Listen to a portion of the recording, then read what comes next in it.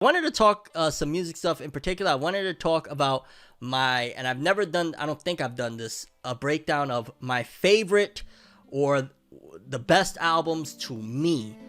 And I got 9 of them. I got basically like my top 9 albums. And this list, I want to say, is for the most part accurate as far as, again, this is about me. This list is about me, and I would super appreciate if you guys got any opinions on this music, any, your top or whatnot. We could go in order. Like, I'll give you guys my number 9, and y'all give me y'all number 9 or whatnot. But this is my top 9 albums that have impacted my life, that I love so much, that I play so much. Like, and there's tons of music. This was not an easy choice by any means to pick these albums in particular, because there's a lot of music that I love so much out there. I'm a music guy. But these are the 9 albums that I decided to choose, and it was even tough to choose between, because some of these artists like have multiple albums that I love so much. But so let's do this thing. And again, y'all could give me y'all list or whatnot one by one. Coming in at number 9, and this was a tough one to choose from because this artist now has put out quite a few projects, but is Lloyd Banks' Course of the Inevitable 1. I think he's released 3 Courses of the Inevitable. He had the Hunger for More album, classic album, of course. He had the Rotten Apple album, and then he had Hunger for More 2. And then he took like a super long hiatus, and then he came back with Course of the Inevitable. I want to read you some of the titles of the songs on this album, so you kind of get an idea of some of the stuff from this project. Obviously, I think I could play the record, but I don't really want to do all of that. Okay, so some of the names of the records on here is Propane. That record goes hard as hell. It's just straight like rapping. Sidewalks, Empathy, Early Exit, Formaldehyde. I don't know how the hell to pronounce that. Death by Design. That's one of my favorite records on there. That record goes crazy. Food. Crown. Crown is very similar to a record. I think Kendrick Lamar has a record called Crown on Mr. Morale and Big Step as well. But very simple of like, he who wears the crown, the person that chooses to be the leader, that's vying to be a king, so to speak, goes through a lot. So it's a really dope record. Falsified, and by the way, all these records have some pretty dope features. Falsified, featuring Ransom. Break Me Down, it's another dope record. The Devil Wanna Break Me Down. That record is crazy. Commitment. Then my favorite record from the project, Pain, Pressure, Paranoia. If there's any record, like, because maybe there's like one record y'all want to pick per album to listen to see like, hey, what's Tim talking about here? Pain, Pressure, Paranoia is my favorite record. If there's any record you're going to listen to off this Lloyd Banks Course of the Inevitable album, that's my pick. It's literally just what the title tells you. It's about, Lloyd Banks going through pain that he's been through, the pressures to succeed, and the paranoias that come from, whether it be the fame, whether it be things that he's been through in life, the traumas that he's been through in life. And that record is just, I played that record too damn much. I'll be honest with you. I'm under pressure. Pressure builds a character for you. Here comes the pain. He much rather be back in the corner. Oh my God, that record is just... That's my favorite record off the project. But then there's another record out there, which some people said, which I don't even want to stir no pots, but Stranger Things allegedly was a diss to 50 Cent or whatnot. I don't like to play in none of that dumb shit, to be honest with you. That's none of my business at all. Not that their stuff is dumb shit. That's none of my business is what I mean. But Stranger Things, another really fire record. Drop 5, a little on his gangster tip or whatnot, but I rock with it. Panic, okay record. Smoke and Mirrors, woo! That's probably my second or third favorite record on this project, Smoke and Mirrors. It's just basically about the lies in the world, and again, more pain that he's been through. Dishonorable Discharge. I feel like that record was him basically giving his final bowing out of, being from G-Unit. That was kind of like, because this was the first album he released not on G-Unit no more. So I think that was his, because G-Unit soldiers, all of that stuff they used to talk about, like their gang and all that jazz. I think that was his way of saying farewell to, Dishonorable Discharge, because also they left on bad terms. And then the Cody, the Course of the Inevitable. That's the final record as well. That's another dope one. So again, out of this whole project, which is my number 9 pick, Pain, Pressure, Paranoia, peep it. It's a really dope record. Next up at number 8. And by the way, again, I would love to see any of you guys' music picks or whatnot. Which records y'all would have for your number 9 most favorite album of all time. It don't gotta be like quality. It could be whatever. Just like show me your music. Also, you might put me on or something. To be honest with you. But my number 8 choice is a very, very important record. I would say out of this guy's entire catalog, and of course you're gonna know who this is. If y'all don't know who this is, I don't know.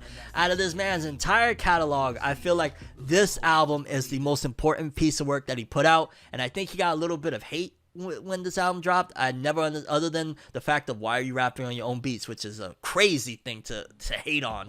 Like, yo, he's making his own shit, doing his own shit, and putting it out at the highest level. What? But J. Cole, K.O.D., which could mean many different things. I think he said it could be king on drugs, kids on drugs, many different things. That album is just wow. For starters, literally it focuses all on addiction. And that, especially at the time that dropped, that was at a time where you have like Lil Pump and all of these rappers, the SoundCloud era, coming in, promoting lean usage, promoting popping pills, promoting getting high and getting drunk to children. So to get a record like that from one of the big 3, Drake, Kendrick, and Cole, at that type of, you know what I'm saying, that level of consciousness or whatnot, this is a record that I highly recommend. If you have anybody in your family, or you have a friend, or you have somebody that you just genuinely care about, and they're dealing with addiction, subtly play this record around them. Subtly play some of these records. I'm going to go through the track list on this one as well. K.O.D. J. Cole. Because this album right here, just very, very powerful. You got the intro. It's 12 records. You got the intro. You have K.O.D., which it felt like he was going more for like a hit type of record with that one, but at the same time still staying in the intervals of what this project is about. You got Photograph, which is a record about like seeing a pretty girl online or somebody that looks attractive and wanting to talk to them and hiding it from other people so that they don't try to holler at her. Again, all in the stuff of like, if you listen to, if you've even dealt with some type of, whether it be you're addicted to marijuana, you're addicted to any type of drug or whatnot, and you listen to this album, you could totally understand this album, because these are things like, you sit around, get high and scroll through Facebook, or you sit around and get drunk, scroll through Facebook, and you see pretty girls, and you're like, oh, I want to talk to her, oh, I'm talking to this girl, my homies ain't never gonna know. So that's why too I feel like this was impactful. It's almost like, goddamn, was Cole, you know what I'm saying? What was Cole going through? Salute to him for seemingly getting out of that, because now he's bigger than ever. He's putting out just quality after quality as far as these guest features or whatnot. So to salute to him, but such a strong record. It's like, wow. Then the record, The Cutoff. Oh my God. Featuring Kill Edward, which I think Edward was the name of his stepfather that like he really hates or whatnot. But it's really him that is the feature, so to speak. But The Cutoff, great record. ATM, that was another one of the singles. How the hell did ATM go? Oh shit. Will I fall? Will I fly? Heal my soul, fulfill my high. Like just some, it's almost gloomy to think about. Like, yo, it's touching on some serious subject matter, but it needs to be touched on, because who else is gonna touch on stuff like that? Motivate, and not my favorite record on the project. Kevin's Heart. She's my number one, I don't need nothing on the side. Said that I was done for good and don't want no more lies. I played that record a lot. That was a great record. Brackets, pretty dope record. This record, I feel like, and he said that he had a full version of it. Once an Addict. It's an interlude. But if you hear that record, oh my God, bro. That's probably the best record on here, and it's just an interlude. He cut off the full version of it. Something's got a hold on me. I can't let it go. Out of fear, I won't be free. That record is just phenomenal. Mwah. He poured his heart out into that, just beautifully done. Friends, that's a great record to play, especially if you got somebody that you love and care about and that's dealing with addiction. Play that record around them. It's just, oh my God. Cop another bag of smoke today. Window Pane. Very, very emotional record. It starts off with an interlude from a little girl I think Cole met, that like she had a tragedy where like I think her cousin was shot in his sleep while she was right next to him or something. Very, very sad stuff. And then it ends with the 1985, the intro to the Fall Up, where it goes, 1985, I arrived. We wasn't supposed to... Shit, how does it go? Oh my God, I'm looking so horrible out here. I can't remember a lot of the lyrics. Hey, it's not my music, okay? But yeah, phenomenal record, and that's why I had to pick. I feel like that is Cole's, bar none. And unless he touches on another serious subject matter with a full theme or whatnot, that is Cole's most important record. I understand people love Forest Hills Drive. I understand people love... what was the latest one that he did? Not the Fall Off. Off Season. Like, Off Season was a great record. A lot of his stuff was great. That record, though, is important. So KOD for my number 8 pick. I see somebody got XXX17. That album is amazing. I'm not gonna lie, that's a great album. Heaven is a mind state. I've been a couple times. Stuck in my ways, so I keep on falling down. Oh, y'all making me want to play this music right now. Time will tell who is on my side. Okay. Yeah, getting me in a different zone right now. Okay, but that's my number 8. Number 7, and this was a hard one, and I don't feel very stern on this one because this artist has 2 albums that I really, really love, and it was a tough choice. I chose this one off of the merit of it being a really true, it felt like a really hardcore independent project. But he also had a really great project too, so it's very hard. And this is Royce da 5'9", The Allegory.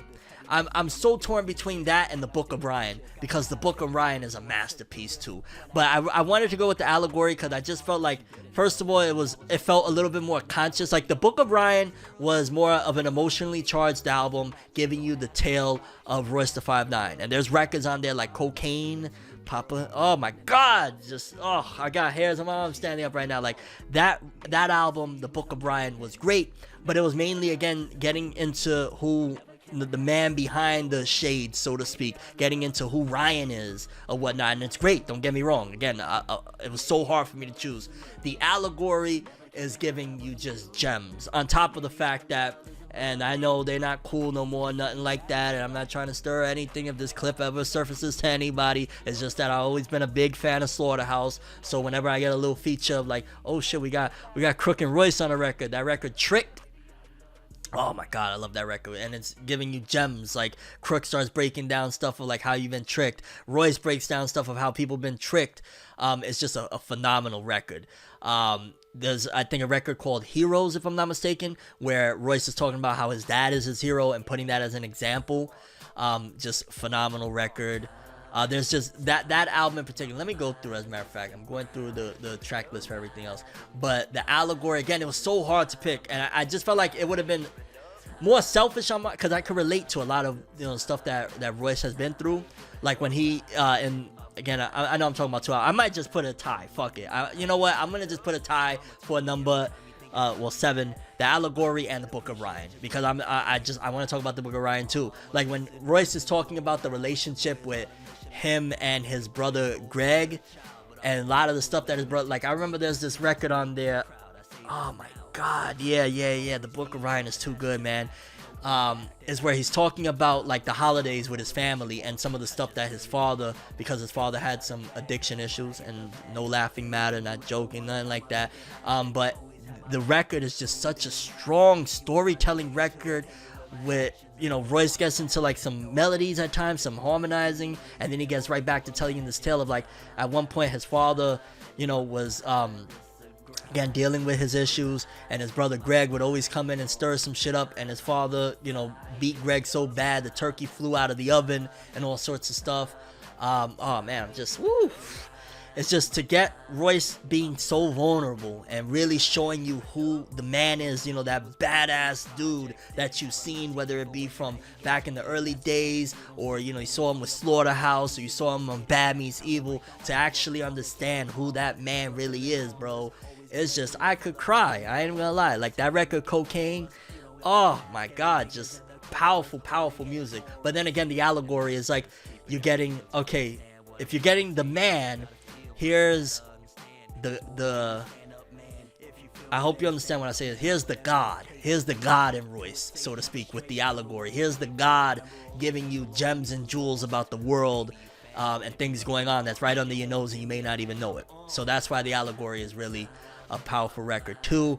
But yeah, let me go to the Book of Ryan. Hold on. Book of Ryan, Royce. Yeah, Book of Ryan, and then I'll run through the track.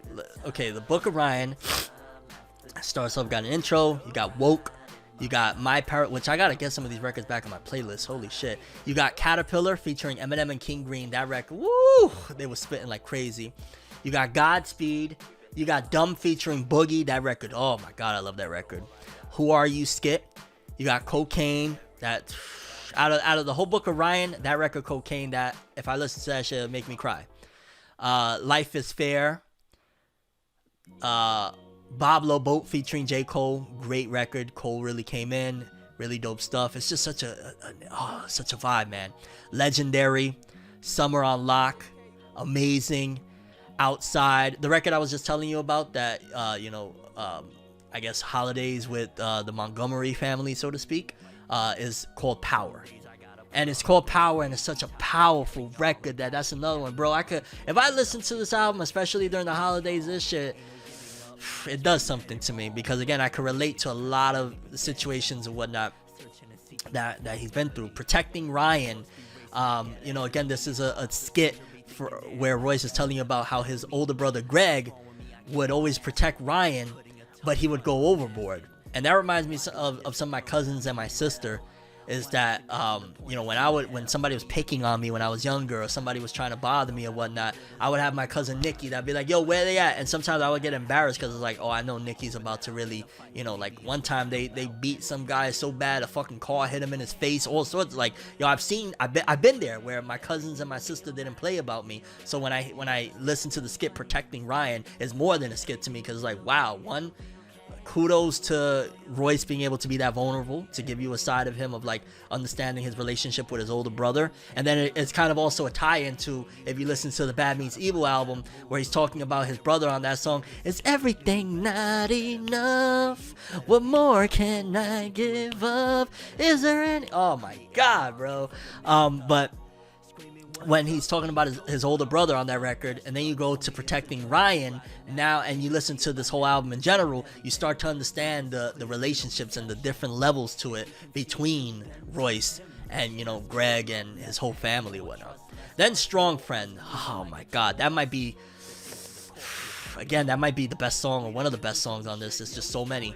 Strong Friend is basically an anti-suicide anthem, in my opinion.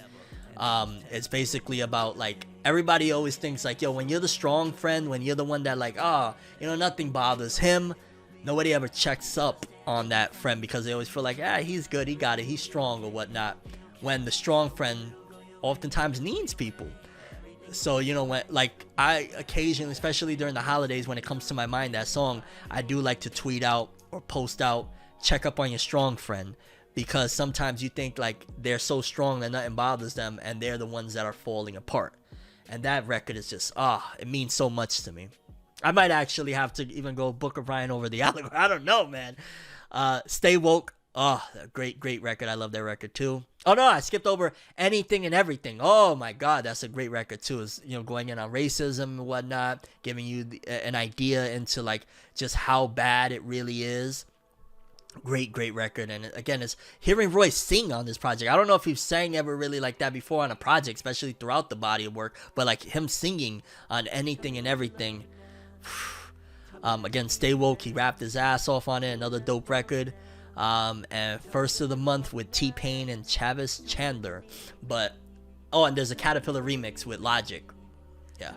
I ain't gonna lie, that record just Out of that whole project, I would say the records you should listen to if you want to listen to like the banger bangers, Stay Woke, Anything and Everything, the powerful song Strong Friend, such a strong record.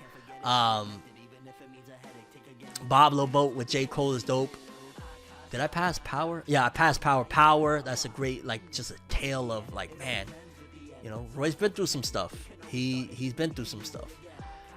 Again, Cocaine, crazy. Getting into the life of Royce the 5'9", man. The life of Ryan Montgomery.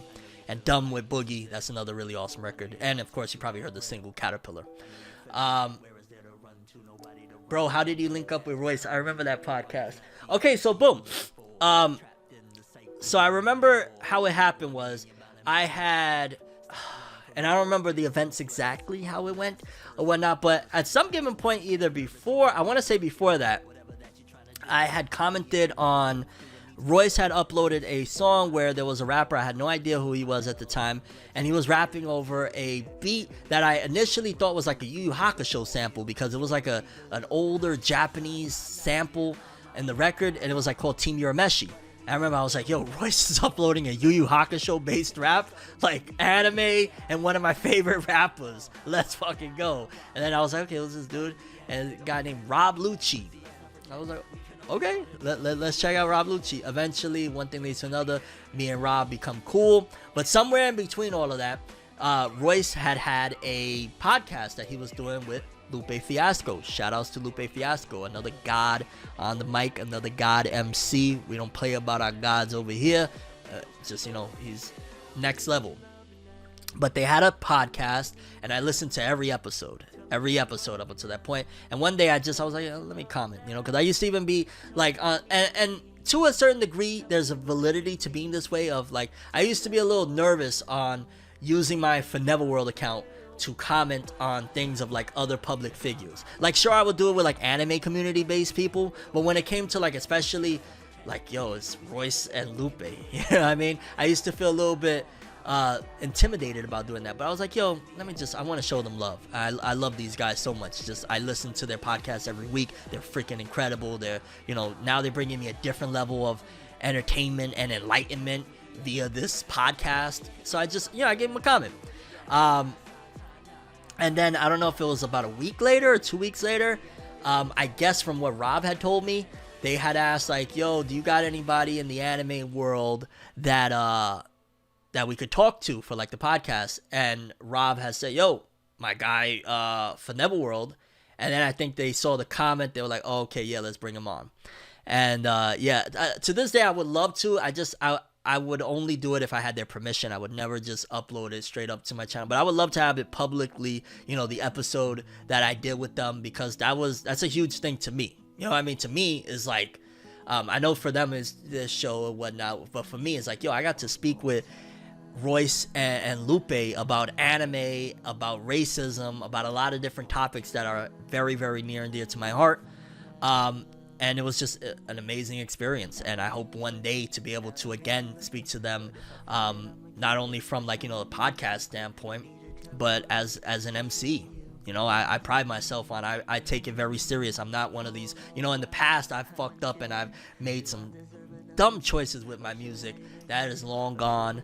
I'm very much so passionate about my craft, and I would love for one day to get respect from Royce the 5'9" and Lupe Fiasco as a fellow MC, and that's a goal of mine. But yeah, that was just an incredible experience. I'm not gonna lie, and it's so weird with me. Like, I'd be nervous about some other shit, but when it comes to stuff like that, like I was a little nervous leading up to it, and then the moment I started talking to them, I just stopped being nervous. I would love to know why is that with me, that like I'll be thinking I'm nervous, and then when I do it, like when I had my first show, like I thought I was gonna be nervous, and then I get up on stage and I'm cool. I thought I was gonna be nervous talking to Royce and Lupe. I get there and I'm maybe it's because like my mind tricks me into thinking when I'm really not. And maybe that's also something that you could utilize, you watching right now. Maybe sometimes you think you're gonna be scared to ask that girl out or talk to that person or ask an inquiry about that job. And maybe that's your mind that's playing tricks on you. And maybe you should just push past that and do it. And if you get a bad result, you get a bad result. Or maybe you could get the result that you've always wanted. Maybe you could get that girl to say yeah. Maybe you could get that job. Maybe you could get the inquiry, the information you need, whatnot. But yeah, don't let your mind trick you out of stuff, because, you know, when I was younger especially, I used to, no, I'm too scared, I'm too nervous and whatnot. And you're never going to make it. You're never going to get to where you're trying to go if you're just always scared. And chances are you may not even be scared. You know what I mean? Like I said, I get on stage, all of a sudden I feel like, yo, I'm 50 Cent in this, but let go. But just to wrap it up for the Royce da 5'9", again, he was my number 7 pick on my top 9 albums. The Allegory and the Book of Ryan, 2 incredible masterpieces. In the end, I probably have to go more with Book of Ryan, because again, this is my list. I'm not trying to be like, oh, the object. Like, yo, at the end of the day, the Book of Ryan is just so incredible. It's just such an incredible album with so many relatable stories, so much, just wow. Just salute to Royce for putting out such an incredible body of work. At number 6, coming in at number 6 is Lunar Solar Duality. Now, I'm sure a lot of y'all probably don't know who homie is, but hold on one sec. Let me pull up the album. Lunar Solar Duality. Cambada. Cambada is an artist that I just got hip to sometime last year. I want to say maybe towards the end of last year. And he has a project. He has multiple projects out, but he has an album out called Lunar Solar Duality. And I know that name alone speaks volumes, because like that the album is really a really deep album. Hold on, let me just, damn, I want to get the track listing. How do I get the track listing? Okay, let me just go on Spotify, because I don't think he's ever had, and I might be totally off, but I don't think he's ever had like a major deal or anything like that. But that don't mean nothing, because at the end of the day, homie has put out some work that is unreal. Lunar Solar Duality, come on. There we go. Okay, let's see. So the track listing for Lunar Solar Duality, and I'll break down some of the songs. Okay, it starts off with Blood Moon. Then record 2, Bones of Osiris. Oh my god. Where do I begin? Bones of Osiris. So essentially that is a record of like, how can I say this? It's like a hard record. Let me just take a quick listen real quick. Hold on. So I could. Solar powered airplanes following the daylight. Never have to see dark. How does the hook go? I forgot. I'm bad to the motherfucking bone, bitch. I'm bad to the motherfucking bone. Like, it's just a hard record. I ain't gonna lie. Like, he talks a little bit about like racism and stuff like that, but it's a hard record. Then the next record is a record called 33, where essentially he breaks down all the messed up shit he's seen in his life. And I also think like it's kind of a biblical record. I think that's also showing the alignment that he has to Jesus, Yahshua, Yahweh. And I think that's why like he, at the end of the record, he says, finally they murdered me at 33, which I think Cambada's already past the age of 33. But that record is just, woo, when you hear some of it, it's like crazy. Then number 4. Hey, yeah, it's a crazy record. You'd have to check it out for yourself. It's called something Christ. Then we got Son of Horus, dope record. Fall of Phoenix, woo, very, very dark record. Because again, he talks on this record a lot from a perspective of somebody that was an addict. I don't know if at this point he was an active addict or whatnot. So it gets very, very dark with some of these records. So it might not be for everybody. Like Scale of Anubis. That's another crazy record. Numerical, I ain't gonna lie. Don't listen to Numerical if you're going through an emotional crisis, because that shit will take you over the edge. Lord, I hope you hear me when I pray. Like, yo, it is a 24 hours day and night. Nikola Tesla, basically telling you some wild shit about Nikola Tesla, of how he was, yeah, well, no, is it that one? Hold on. Yeah, that's another crazy record. Grand Number Theorem, that record, oh my god, I feel like it's so hard to break down this shit if you don't hear the music. I'm gonna be honest with you. Again, we're talking about Cambada's Lunar Solar Duality. Like, human language is hard to describe this album, because Grand Number Theorem is him showcasing essentially the several similarities between letters, numbers, and even colors. Like he says at one given point, there's a line on there where he says, if you don't something along the lines of, if you don't understand me, I'm dumb to you. My favorite numbers, my favorite letters, how does it go? My favorite numbers, I can't fucking remember, but he basically says something like, my favorite color is the number W. There we go. My favorite color is the number W. Where it's just like, but if you listen to everything he's saying, he's breaking down how like the number 1 breaks into letters. I can't even do it justice by explaining it. Then there's Mikhail Jason, where he's talking from the life and perspective of Michael Jackson, all of the things that they said about Michael Jackson, how Michael Jackson went to his death, like a lot of crazy, like this album, Lunar Solar Duality by Cambada, is not for the faint of heart. I'm gonna tell you right now, like I think that this is a genius masterpiece. Like this guy is next level with it. I would love to collaborate with him. Yo, Cambada, if you ever see this, bro, I'm a fan. I love the music. But it's not for the faint of heart. There's a lot of very harsh stuff in here, a lot of very dark stuff in here. But it's also so much knowledge. There's so much knowledge you can gain from this. I love music that you can learn, bro. Grand Number Theorem, I learned a lot from listening to that record. There's a record, LSD, another dark record. Lunar Solar, that has a good vibe to it. Silence of the Lambada, and Wings of Icarus. And I ain't gonna lie when I tell you that is one of the most intelligent albums out there. Like just craziness. Cambada's a conscious rapper. He's a new one coming out. I follow his producer for non-musical info. He's new? I thought he's been around for a minute because I saw he's had a lot of releases. But yo, Cambada, I want to work with him at some given point. Again, Cambada, you ever see this, bro? You're on my bucket list of people to work with but we work, dog. We gotta make some like, because one of the things why I love his music so much is that it's just like this guy is smart is just an understatement. This dude is a fucking genius. And I hope I'm not underselling it, because this man is just very, very smart, and I appreciate the living hell out of it, and his music is dope. So again, an underground artist, people always say they want to listen to, if you want to be blown away by like the amount of knowledge, amount of creativity, the amount of just everything, Lunar Solar Duality by Cambada. Not for the faint of heart though, you've been warned. No, he's not new, he's got a new album coming out. Gotcha, okay. Well, I'm excited for that new album. I saw he was streaming recently. Okay, so boom. Let's move it forward. That was number 6. And number 5, I just wanted to be honest, because out of my entire life, and this was probably more of a younger version of me. I don't know if right now, if I listen to this album from start to finish, if it still lands the same. But I know younger me, this was like one of the albums that really I was obsessed with. It's one of the reasons why I met Homie back in the day.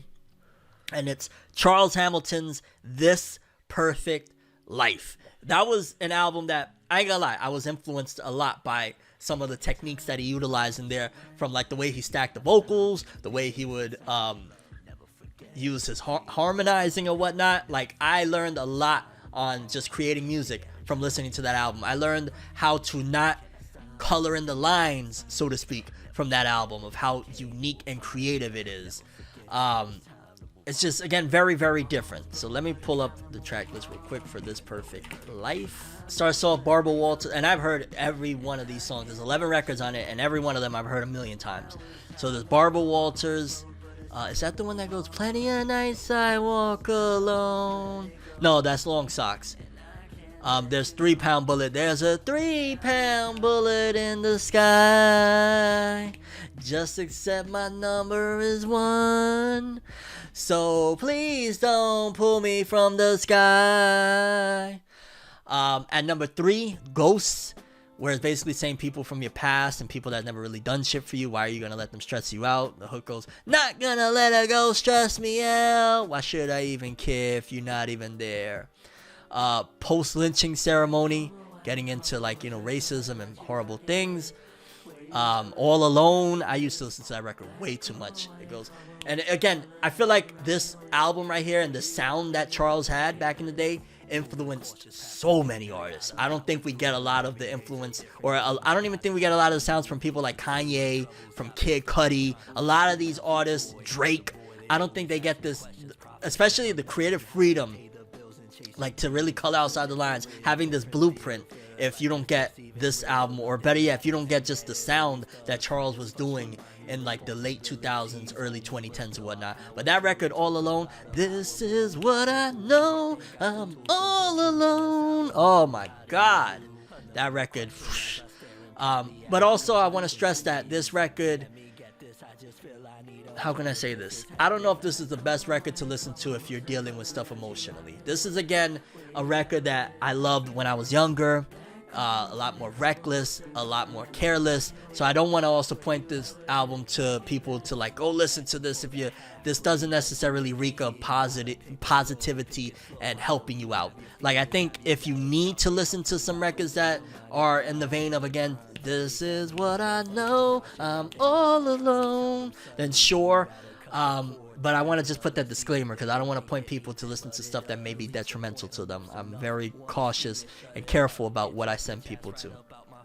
Cable in the Classroom, dope record. Baby, the music told me she loves me, and I believe her, cause I only need her. Oh my God, that record is so good. Reminder, dope record. Tears of Fire. I want to say that was one of the first times, or one of the earlier times, that I got hip to, or I think that might have been around the time Slaughterhouse surfaced, to Crooked Eye.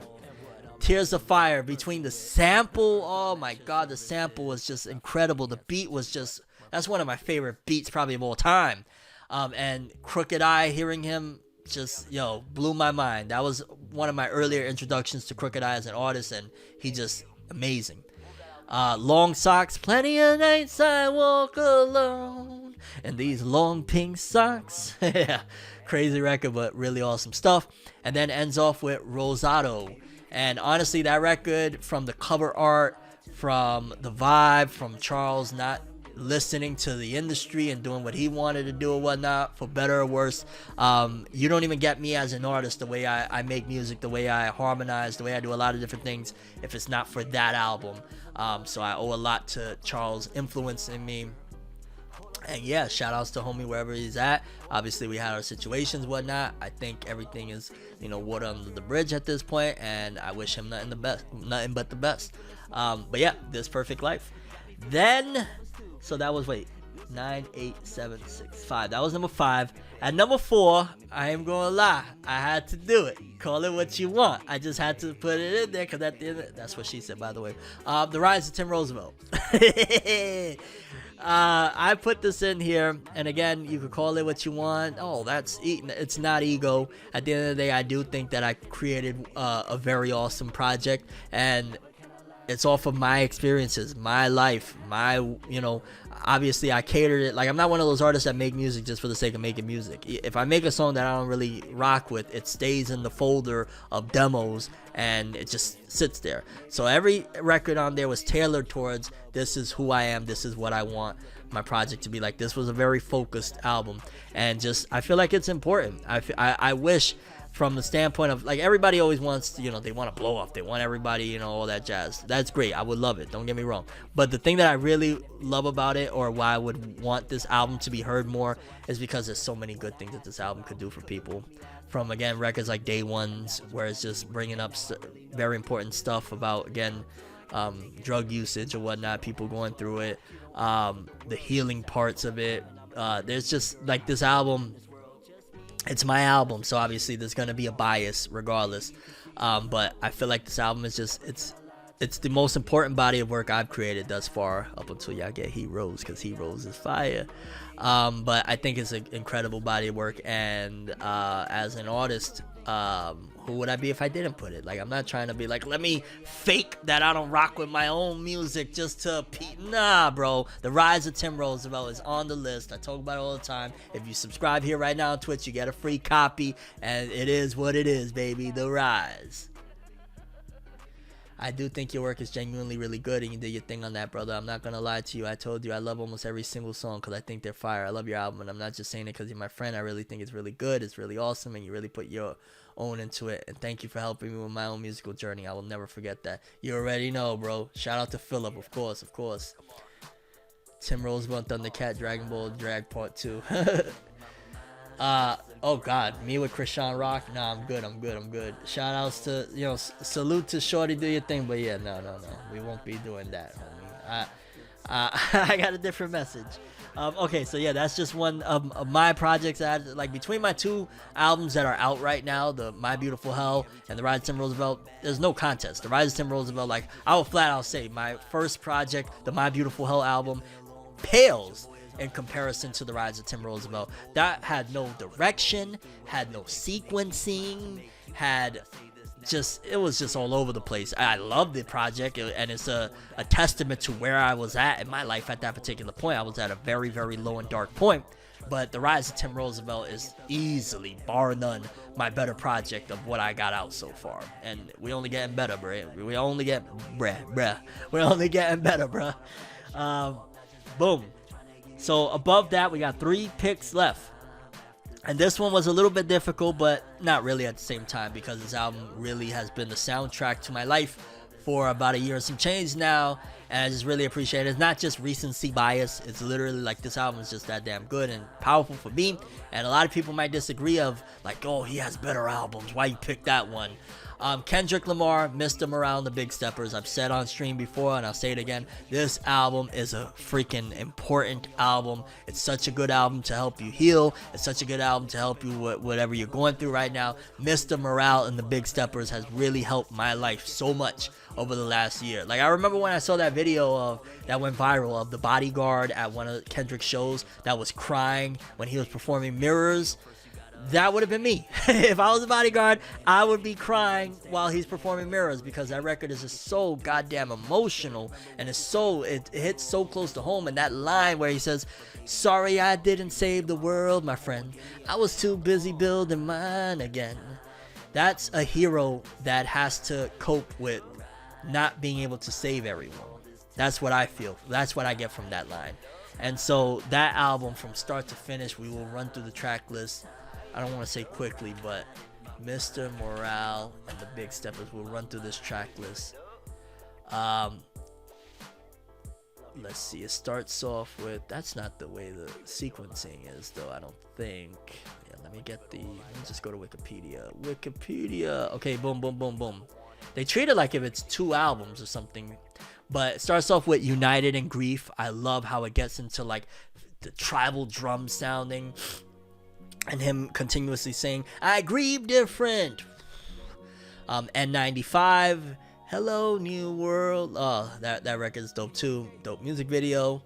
Worldwide Steppers. That one, how does that one go again? I think that's just kind of, I don't want to say, it's a dope record. I don't think necessarily fits in the mold of the entire album, but it's a dope record.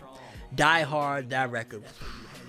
That should have been a single. I'm surprised it didn't get the single treatment. But then again, this album really wasn't pushed like Damn got pushed. Father Time, I've listened to that a lot. I Got Daddy Issues, That's on Me. That record, woo. There's the Rich Interlude, and then there's Rich Spirit. Rich Spirit, broke phone, trying to keep the balance, I'm staying strong. Stop playing with me before I turn you to a song. Stop playing with me before I turn you to a song. Great single. I'm glad he actually made a music video. That was one of the... Everybody that I know, when I play that record, be jamming. We Cry Together. That was giving you what a relationship in the 2020s looks like. A toxic relationship, shall I say. Not a toxic relationship. And he did it very well. And the music video was cool for it too. Purple Hearts. Shut the fuck up when you hear love talking. Cool record. Count Me Out. Great record. I love when you count me out. I love when you count me out. Crown, like I was talking about with the Lloyd Banks project, that is again a record of saying, but this one is him saying, "I can't please everybody. Thought a new car would help, but when that new car get old, I should have wanted something else." I feel him so much. Silent Hill with Kodak Black. Kodak Black being a big part of this album shocked me. I'll be honest with you. I never would have thought Kendrick would be rubbing elbows with Kodak Black. And in fact, there's times where, really interesting, you know how he says, like, I'm more Kodak Black. Which record is that where he says, I ain't taking shit back. Yeah, they like it when I'm pro-black, but I'm more Kodak Black. I was like, okay. I guess Kendrick is popping his shit now that he's officially leaving TDE. So maybe that this is more like we're going to get more of that type of vibe of Kendrick moving forward. I mean, if you listen to the records he's been putting out with his cousin, they haven't been the Kendrick Lamar records that you know of. So who knows? But then there's the Savior interlude, which is Baby Keem rapping straight through, and it's a pretty dope record. Then there's Savior with Baby Keem and Sam Dew, where I think that's the one. Are you happy for me? Smile in my face, but are you happy for me? Dope record.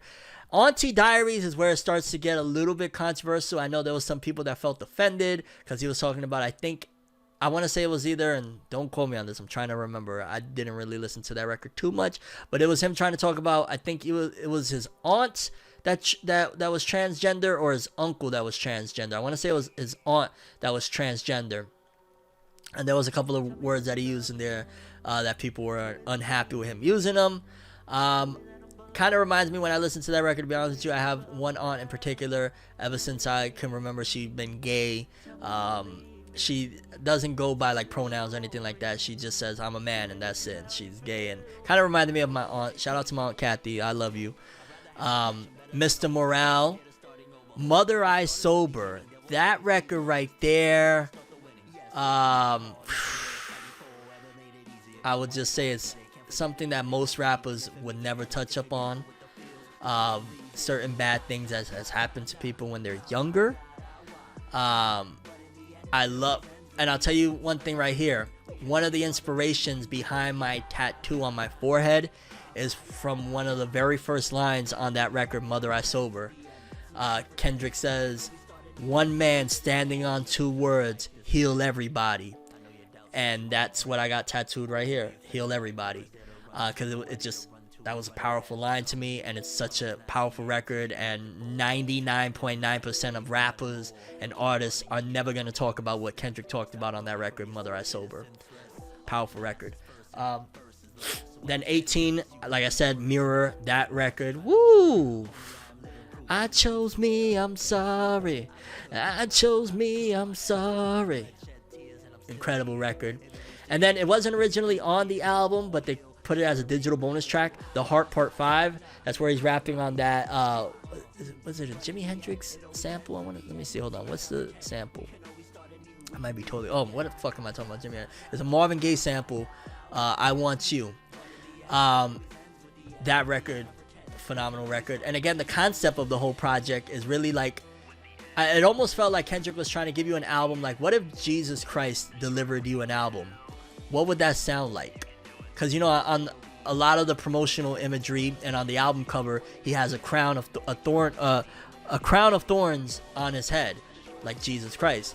And I think that was the whole mission, or that was at the very least a part of the mission of giving you a project from the perspective of Jesus Christ, and maybe even how Kendrick relates to Jesus Christ, or even if you look at Christ consciousness, if you have an understanding of the collective consciousness or whatnot, Christ consciousness, if you look into that, I think that's also a very integral portion or integral piece of this album. But I think this album is also the duality of Kendrick. I think this album is literally the two different projects, or the two different people within Kendrick. Not that I'm saying he has a personality disorder, but I think all of us have certain different facets to us. Like I've said for a long time, like with anime, for example, chances are you as a person can relate to every character usually in a show. At the very least, the main characters, like, you know, the funny characters, sometimes you could be funny. The adventurous characters, sometimes you like to adventure. So I feel like everybody has different, you know, there's different sides to people. And I think that this album demonstrates that of, you got on one side the big stepper, you know, the Kodak Black side, so to speak. And then on the other part of it, you have the very deep, poetic, just beautiful person that Kendrick is on the inside, that is, you know, giving you this tale. And honestly, it's just an incredible album, and I highly recommend it. If you haven't listened to it, if you need some healing music, get to it. Text bubbles are all in. I'm adding the text now. Let's go, Max. Let's go. Alright, you take it easy, H. Nah, Fornever needs to stream more, no lie. Yeah, you do get a copy of the album if you sub, Huncho. For sure. Okay, we got 2 albums left. 2 albums left to go through. And then we'll talk some anime-related stuff. So at number 2, this is a selfish pick on my end. And it's selfish because I feel like the contents of this album is extremely heavy, extremely dark, and is mainly like if you're going through relationship problems, breakups or whatnot, this record is for you. But it is definitely either 1 or 2 of my favorite albums of all time. And that's why I put it at number 2. And this was difficult because this man has some very, very good music. But this album, I've listened to it way too many times and I put it on. And that's Joe Budden, All Love Lost. Again, this is more like a breakup album. It's more like, somebody that's dealing with stuff. It's not only completely breakups, because there's some records on there where he's talking about his addiction issues. There's some records where he's talking about just relationships but on a different level, like dating or whatnot. There's a record on there where he's addressing Slaughterhouse and Eminem. So there's a few different things on here, but for the most part, a lot of it is breaking up and losing people that you love.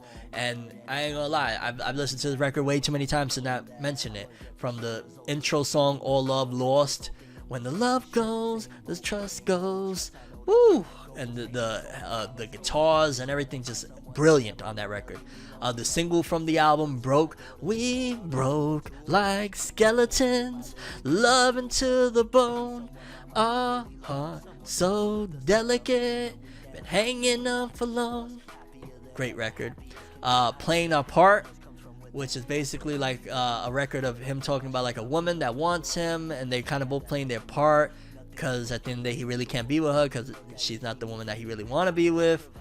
Man Down is just him at a point of feeling like everybody wants to see him dead. They want a man down. And at one given point he even brings up I think it's one of the last lines on the song. Chris Lighty, Robin Williams, still till this day, I pray nobody feels that way. They want a man down. Great record. Immortal. That's the record where he's touching up on like all the things he survived. His he's openly spoke about, his at one point in time he had an addiction to prescription medication. He talks on that. Joe's been through a lot, and this album really gives you a closer look into the stuff he's been through. Love, I'm Good. On this, I think the first verse is him addressing hip-hop, the second verse is him addressing one of his exes, and the third verse is him addressing his son. And at the time, I think Joe and his son had an estranged relationship, so it was kind of him speaking from that perspective. And I think that's a very important song for anybody that's dealing with that. At the very least, if you just want to not feel alone when you're going through that, as somebody that I went through situations where you go into court, trying to get custody of your kid, or you're fighting for your kid, or there's different scenarios and whatnot. So I've been there, so I could relate with that third verse to a degree. The first verse with hip hop, the second verse with the breakup with the ones. It's a very powerful record. Make It Through the Night, cool record. Slaughtermouse, where he addresses Slaughterhouse and Eminem. Again, this is like 2014 or 2015, well before the breakup of Slaughterhouse and all that. Slaughtermouse, it's just straight up bars all the way through, and it's a great record. Where Do We Go? I love that this record has, if I'm not mistaken, 4 verses. It's a breakup record. I think even at that point he's also addressing Slaughterhouse on there, where I think in the second verse he quotes Royce the 5'9" from Keep It 100, where he says, I'm like royalty around y'all, down to fall with people I feel are as loyal to me, which is probably why loyalty is my downfall. Got few friends, it'd be coy of me to count more, but still sharp and still, let me sound up, still gotta question your wheels or if what you're down for is real. I question your wheels, wish it was round more. The ilk of your found cloth, are you built for the downpour? Like the wordplay on this, man, even on an emotionally charged record. But then that fourth verse, I can't really listen to that fourth verse, I'm gonna be honest with you, because the song ends and then he says, Parks, I got one more. I remember it like it just happened. Scratch that, can't dismember it, it just happened. Funny how one death will let these mishaps in. That's exactly what's about to occur, I defer. Here's the stinger, I'm right where I grew up and lost my finger. How we let it all linger. Whole family in black, where you used to reside. Yeah, let me not. let me not. But man, what a record, bro. What a fucking record. Unnecessary Pain. Woo! Another one, dog. Just, oh my god. Like, Joe makes sure that, when he made music anyway, from top to bottom, you're just gonna get, like, he doesn't, like, oh, you know, it's the ending of the album. Like, it's almost as if back then he would feel like, no, the album is ending. I gotta give even more greatness. So again, you go from Where Do We Go to Unnecessary Pain. I would ask where you, oh my god, let me not. And then Love For You, that's another freaking fire record. And then Only Human and Fuck 'Em All. Oh, Only Human? Yeah, Only Human is on that. Woo, Only Human. That was also on Some Love Lost, if I'm not mistaken. I might be off on that. I'm pretty sure it was on Some Love Lost.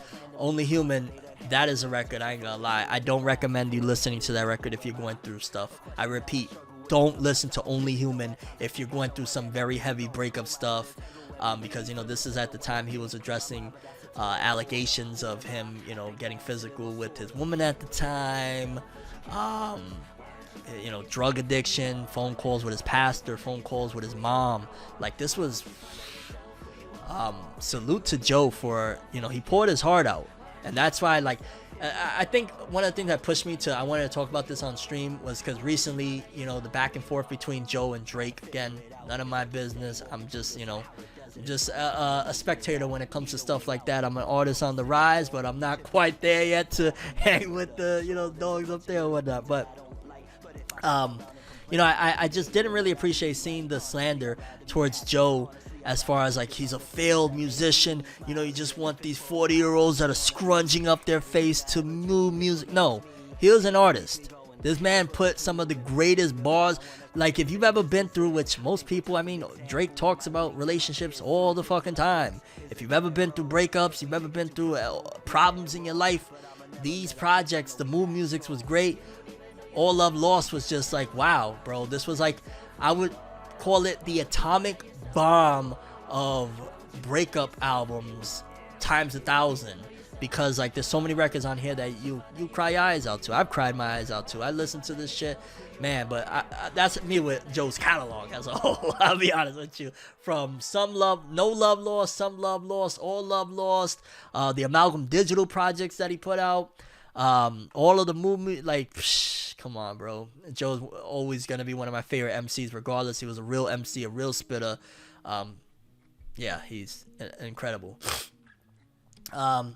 Rowan TV, first of all, thank you for being a first-time chatter. How do you know Daylight? Well, I won't say that. I don't want to be facetious and be like, yeah, bro, me and Dave be kicking it all the time or whatnot. But we're cool enough to where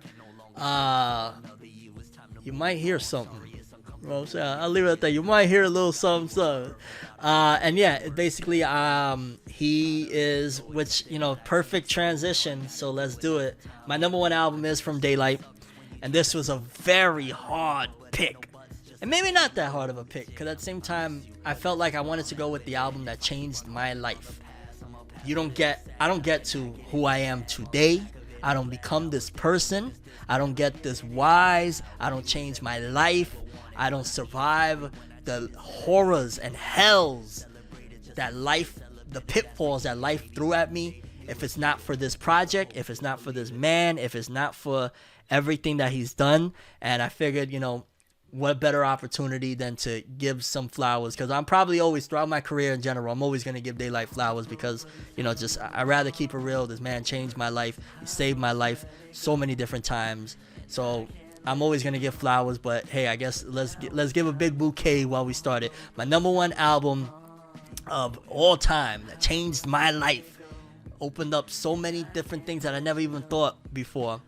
Light Skin.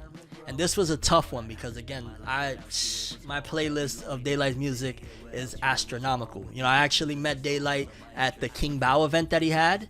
which I thought was just so fucking dope that he was like, yo, let's do. And I don't think it was his company per se, but they tried to do like their own battle rap thing, and I was like, yo, that's fire. Like, yes, that's literally like me doing my comic book company over here in the anime manga world or whatnot.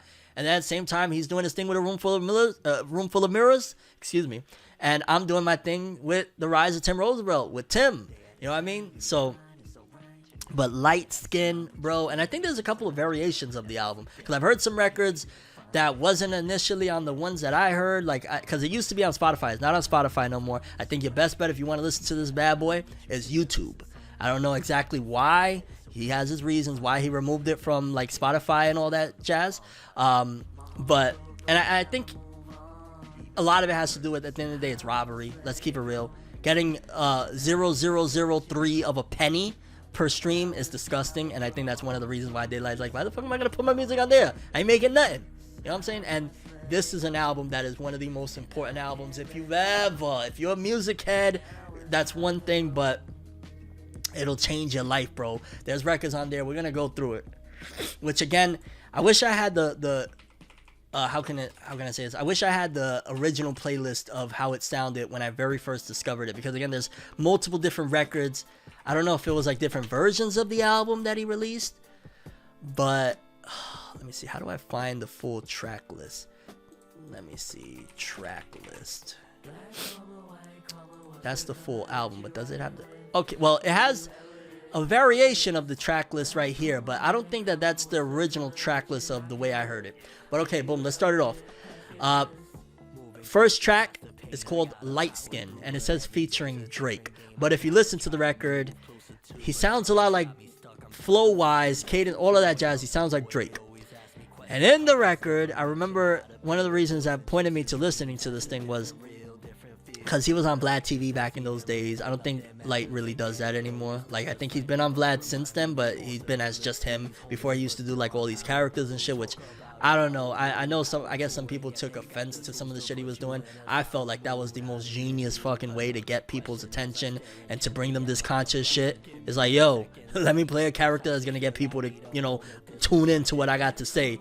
And just did it phenomenally. But there was some stuff in there where he talks about Drake, XXX Tentacion, but a lot more than just that.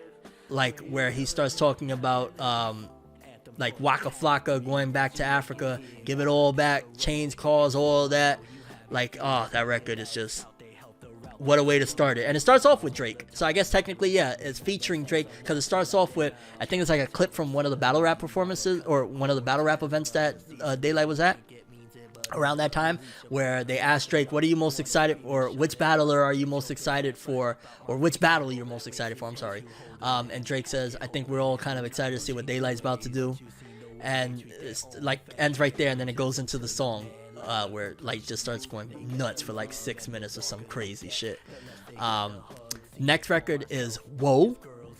Whoa is kind of more like a comedic record, I feel, in a way, but with Daylight, there's always a purpose. Like, even if a record is like kind of sounds funny or whatnot, there's always a purpose behind it. Concrete Jungle. See, this is where like some of these records initially I did not hear on Light Skin, so I really wish I had the track listing of the original way I heard this, because Concrete Jungle, I heard it after the fact, but it wasn't one of the songs that when I fell in love with his body of work that I just kept playing it over and over. But I did hear that one. Wake Up, and I think he renamed Wake Up recently to something else, but Wake Up is easily one of the greatest records to play for somebody to just start their conscious journey, to just start their spiritual journey, to just start discovering that there's more to life than what they thought, to understand that life isn't what they think or perceive it to be per se. I think Wake Up is beautifully packaged with, you know, melody. It kind of sounds like a Travis Scott type record. It even says featuring Travis Scott with like 3 T's or something. It's literally the gateway, I was gonna say gateway anime. It's literally the gateway song for somebody that is just about to become conscious, or to help them become conscious, and understand about life. Like, it's just so, like, how do you, that is a science, to be able to make a record that it's just, I don't know, it's right there, easily accessible, but also giving you some knowledge. And again, it's melodic. If you just want to hear a cool record, it's that too, whatnot. But I recommend you listen and pay attention. Real Love. I think it samples Mary J. Blige, Real Love. And it's basically him saying about how women, you know, they go after the stud, or they go after the gangster guy, but you don't realize that the gangster is just the facade that the nerd Urkel created. At the end of the day, go for the nerd. The nerd is the one that's going to love you. The nerd is the one that's going to cherish you and do you right, and y'all could save the world together. Y'all could do great things for the world with the nerd. Stefan, he's Stefan. You've seen the show. You've seen Family Matters. You know, you don't give a fuck. You know what I'm saying? And basically it's giving an eye-opening thing that women have been misled when you listen to it. Shout out to Mary J. Blige. You know, no, hey, whatnot. But if you listen to that record and you just listen to a lot of those records that tell women what they should be looking for in a man, like, he's gonna take me to the movies and all that. Like, no, look for a man that's gonna enlighten your mind, that's gonna enlighten your world, that's gonna light you up in general. Not, you know what I mean? And again, a great record. I like playing that when my kids are listening to kind of, especially my nieces and my daughter, whatnot, even though my daughter's a little young, whatnot. But I just like them to hear, so they understand, like, that is the type of man, that is the type of, you know what I'm saying, person you want to go for. You want to go for the nerd. You want to go for the person that actually cares about you, not the thug, or the muscly guy or whatnot. Like, go for the good guy. The projects, I think that's my projects. Again, Habit featuring O3 Greedo. I don't remember that being on the original version of this album. I'll be honest with you. Habit with O3 Greedo. It pisses me off because I wanted to give you guys, like, again, this is my number one. Because honestly, Daylight is my number one artist. Like, dog, you know, he's I don't get to this point. I don't even think I start, not even I don't think, I know, I don't start rapping again. I don't start making music again if it isn't for just being inspired by Daylight. Let's see, there's Lost Too Many featuring Problem. Shout outs to Problem. I'm a new fan for Problem. I think he's going by Jason Martin now, but I'm a new fan of Problems. Again, shout out to Daylight putting me on a Problem. He's great. He's fucking great. One of his latest albums, I've listened to it a lot. I'm not familiar with that record either. God damn it. There's 9 Respect featuring Jag, Fly, Kid Chris. And here's one thing, I will say this, and I wonder if this will happen with me, or if it even is already happening with me right now with my listeners. Because I noticed one thing, there's certain artists like Daylight, like Joe Budden, like Lloyd Banks. There's certain artists where I really, really love to listen to them, and it almost feels like it takes away from them when they have a feature. And that's such a selfish thing to say, because I want these people to win so badly. You know, these guys are just incredible. But like, it's not necessarily that it takes away. Like, I 100% prefer to listen to them by themselves on a record. And that's not totally true with Daylight, because when he's with a room full of mirrors, it's different. And maybe it's because they're all synchronized so perfectly. You know, Punch is a fucking genius that put together, like, just crafted everything exactly the way it needs to be or whatnot.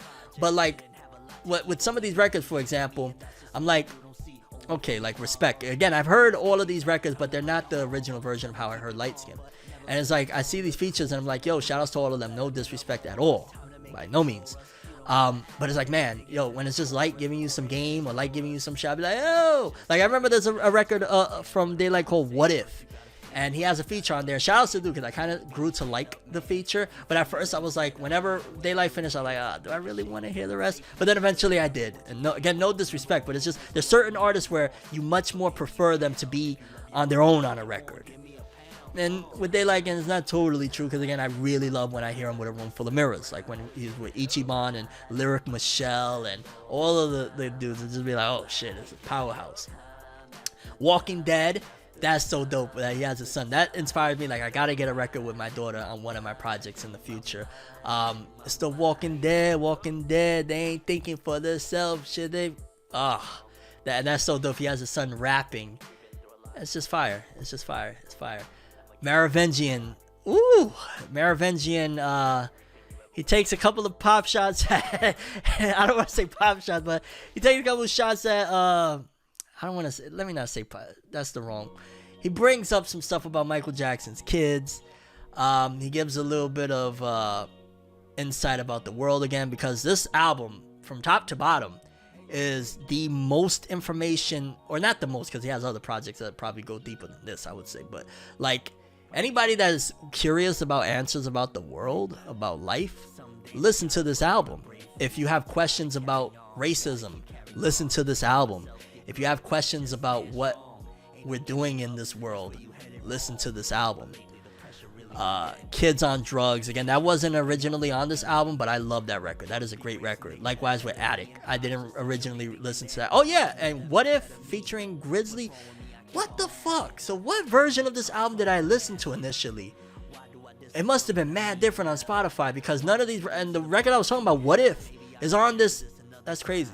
But yeah, What If is another fire record. It samples I Got 5 on it, but he just like maximum information on that record. Maximum. And in general, whatever version of Light Skin you're listening to is one of the most important albums. I will hear nothing of it otherwise of go listen to Light Skin. If you're curious about content, maybe you don't even like woke people. Maybe you don't like woke people, but maybe you want to understand woke people. Listen to Light Skin. It might change your mind. It changed my life. I'll be honest with you. As far as like giving a testimony to something, of every project I've ever listened to, I listen to so much music. I love music. It's my first love or whatnot. This album right here just changed everything for me, bro. I don't become like, because I'm going to keep it all the way real, and this ain't no ego or nothing. I'm a fucking bomb-ass rapper, okay? I'm a bomb-ass rapper. I'm a bomb-ass artist. I could spit, all right? But none of this comes to fruition. I still stay stuck at where I was back in 2018, lyrically, and all of that, if I don't pay attention to one of the greats. Like, this is the, one of the GOATs that, unfortunately, the world, for whatever reason, never put to shine at the highest level. Like, we talk about, like, rappers, isn't that, like, this guy right here, Daylight, is probably one of the greatest, if not the greatest, rappers / artists ever, period. I stand on that. I don't give a fuck if 5 years from now I'm on TV or whatever the fuck. I'ma still stand on that this man is one of the greatest. And a lot of people, they have their inspiration, like, I'm trying to get to this guy, I'm trying to like a record, like, oh yeah, it wasn't on the playlist, it wasn't on the track list there, a record called The Killed Our Father. That is literally my goal one day. I want to write a record as profound, as insightful, and as incredible as The Killed Our Father. So if there's any record you're going to listen to from Light Skin, even though for whatever reason that track list didn't show it, The Killed Our Father. If there's any record you're going to listen to from any song I just told you about, from all of these albums, all 9 of them, including mine, go listen to, look it up. Matter of fact, I'm going to look it up for you. I will link it for you. Again, The Killed Our Father. Out of everything that you could listen to, this is the one that might be the greatest, if not one of the greatest songs ever made, one of the most insightful songs ever made. And it's just like, yo, again, changed my life. And I used to love too, especially back when I used to ride with a lot of my homies or whatnot, putting them on. I remember I would play some of this shit like, yeah, where's King Tut? See, that's another record that's on the album. Fuck, man. There's a Bitch I Am King Tut. Bitch I Am King Tut. Like, that is another record that's supposed to be on there that's not on that track list. God damn it, man. But regardless of what, big ups to Daylight. I'm sure he gotta know by now. I mean, we might have something coming. We might have a little something coming. He is, in my mind, he is the greatest. He is one of my goals of, like, I gotta get on his level someday, as far as to be able to create and to be able to bring forth a message of, like, just real shit that people need to hear. Help people, change people's lives. You know what I'm saying? Like, that's what a hero does. You know what I'm saying? And he's one of my heroes, and I have no shame saying any of that. And I know some people might, he's dicky, whatever. I don't give a fuck, bro. Like, it just is what it is. I love to give people that I rock with their flowers when I have the chance to, and since it's not like a random thing, like, yo, by the way, shout out Daylight, yeah. You know what I mean? Like, we talk about albums, from his Let There Be Light project, that song, God said, let there be light. I got my whole family jamming to that joint, bro. And we did it. Those are my top 9 albums. For people that just is tuning in, maybe you didn't hear it, I'll run through it one time. It's Lloyd Banks' Course of the Inevitable 1 at number 9. It's Kids on Drugs, KOD, by J. Cole at number 8. We switched it at the last second, and it's The Book of Ryan. It was either going to be the Allegory or The Book of Ryan, but we went with The Book of Ryan by Royce da 5'9", but the Allegory is also a very, very honorable mention. Lunar Solar Duality by Cambada. This Perfect Life by Charles Hamilton. Yes, I put me in there. The Rise of Tim Roosevelt. You already know what time it is. Kendrick Lamar, Mr. Morale and the Big Steppers. Joe Budden, All Love Lost.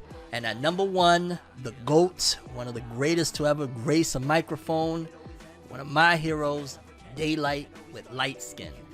And that's my top 9 albums. And that's not including, again, you know, there's a million types. Maybe I should say my top 9 hip-hop or rap, whatever you want to call it, but for me, it's just in general, like, yo, some of these albums, like, you can't fuck with them. You can't fuck with them. Thought it would have been, wish it would have been.